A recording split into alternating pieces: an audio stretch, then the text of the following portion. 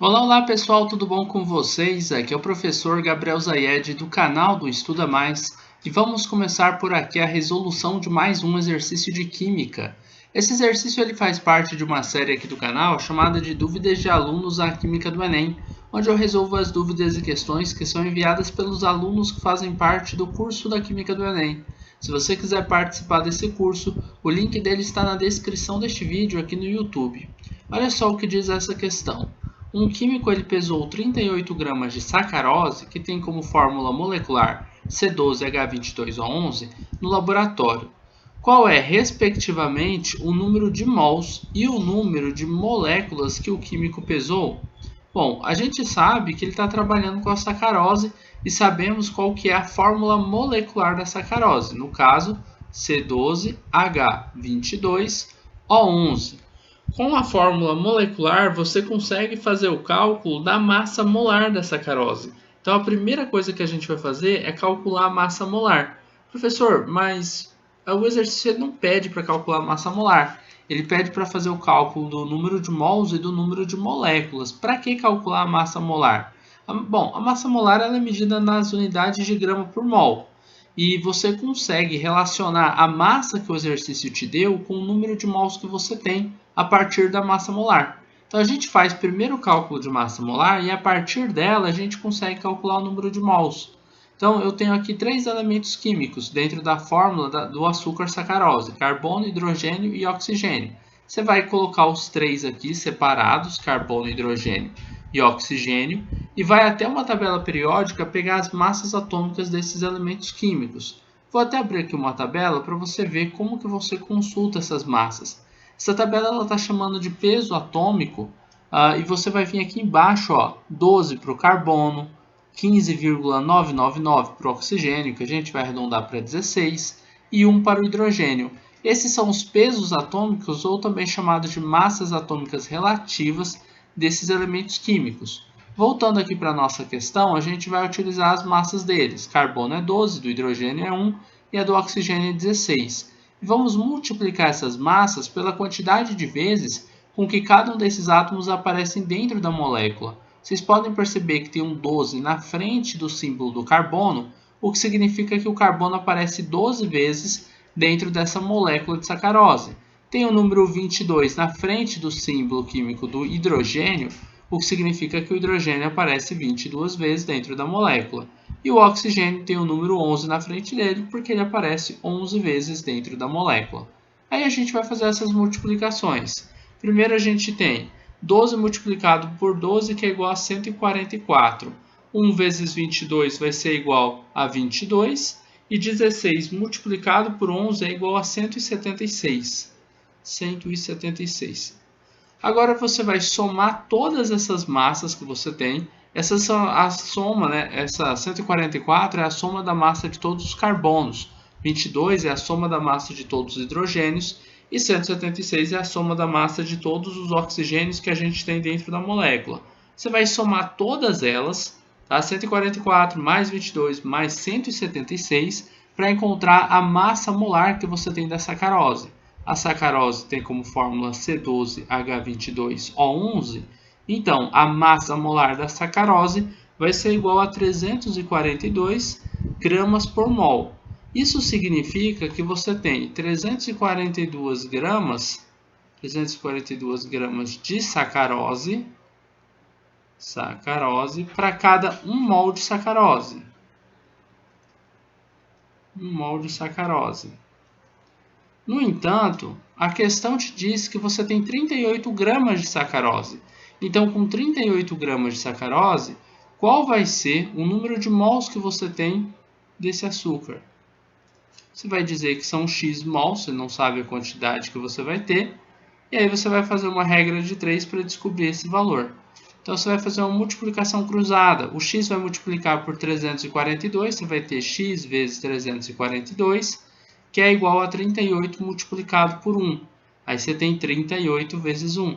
X vezes 342 vai dar 342 vezes x. 38 vezes 1 é igual a 38. O 342 estava multiplicando pelo x, ele passa dividindo para o outro lado da equação. Aí você vai ter que x é igual a 38 dividido pelo 342. Bom, e o resultado dessa divisão vai ser igual a 0,11. Então, nós temos 0,11 mol de sacarose. Mol de sacarose. A gente vai dar uma olhada nas alternativas para ver se a gente já consegue matar a questão só com esse dado. Bom, temos 0,11 mols. Aqui fala 1,1 mol, 111 mols, 11,1 mols. Então, a gente já sabe que a letra A é a alternativa correta dessa questão.